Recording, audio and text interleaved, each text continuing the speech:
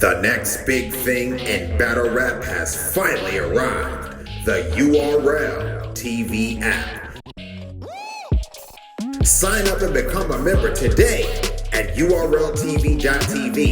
Then download the app for iOS or Android and enjoy all of the action, early releases, app-only battles and special events, the superior viewing experience with our innovative scoring system, giveaways to premium members, and much, much more. Get all of the advantages. The URL TV app. Get it now. 15 minutes of fame.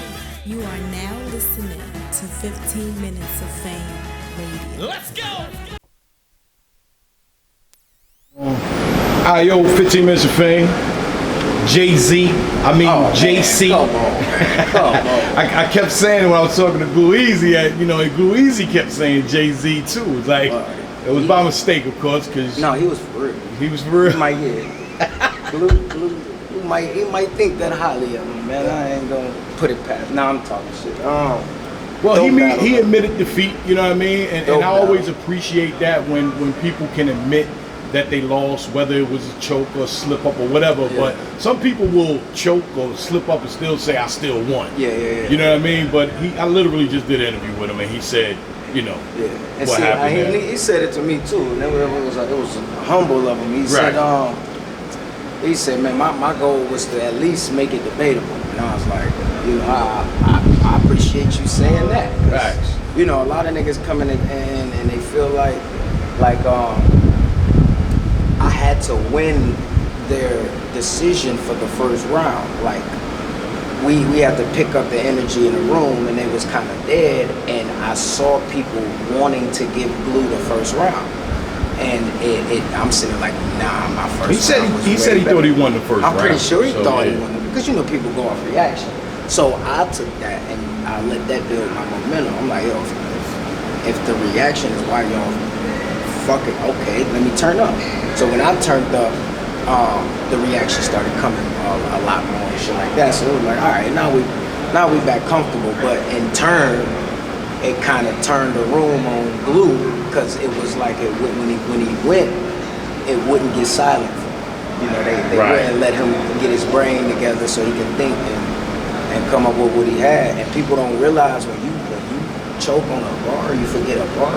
The one thing you're doing more than anything in the world is thinking. Like, you're thinking hard, very hard. And the last thing you need to hear is 500-600 people screaming at you to remember your shit. It's just hard to do it, especially under that kind of pressure. So let me tell you what happened, what he said? I don't know if you know. No. Well, what happened, he said, I think it's the second round. I forget which round. What round did he actually choke in? Choke was the third. I think he got the second. So the reason he choked in the third, because either the first or the second, he said something that was similar that he said in the third. And he tried to skip it? No. It made him go into that part. Wow. So by the time he got to the third, he couldn't pick up when that part actually came in, because he'd already said it. I can see that. Yeah, I was like, wow. Now, I've never heard nobody say that. Yeah. So I thought, wow. I believe I can see that happening. I'll give you a perfect example. Me versus DNA. My second round, they stopped me. It was like, yo, it's enough. This is enough. I'm like, all right, fuck it. Round over. I won. The third round comes. I jump right back into the rounds that I stopped at in my second round. Then when that round ended, I jumped right into my third round seamlessly. Nobody even noticed that I was doing it like that, because my brain was there. I was able to, all right, I stopped at this line. I'm gonna finish this, I'm gonna go right into this, I'm gonna say it ain't gonna be no pause in this, they ain't gonna even notice that I'm stopping to start a whole new round. I'm gonna say that bar like it's a part of this. So I can see you fucking up at that. If your brain isn't set, a crowd response can throw it off. You see me, I jump in the crowd. Like last night I did it a little more than normal, because I was trying to get them back into it, but responding to the crowd and stopping mid-bar and doing shit like that, it's, I wouldn't advise shit like that, ever. My advice is stick to the script. Rap your rounds. I I did it because my shit just there like that, right? I don't really, you know, but I can see you saying a line and jumping. Prime example, Glue said a bar last night, and I had one similar. In my round, I skipped completely over the bar, and I was able to do it. Whoa! I jumped right over the bar and went to the very Everybody next can't line. do that. Nobody, I ain't gonna say nobody, but you know, I say everybody can't. People don't even talk about doing it. Like, yeah, I had a bar like that, but I skipped it. Like, Can you say which bar was? I don't know if it was a Glue bar. It might have. No, you know what? It was a twerk bar. Him and Drugs, that they had the 2-on-2 and he had the chain reaction. Right. I ended up seeing that like 3-4 days ago. My rounds is already in my head, so I'm like, oh fuck. So I'm still saying my rounds. On the plane, I said my rounds. The chain reaction bar was in there, but when I got on stage, I just jumped right over it, and I didn't even like. If I had focused on jumping over it, probably fucked up. But you know, I just knew the beginning of the very next line. So I was able to skip the line, and you know, I wouldn't advise that shit either.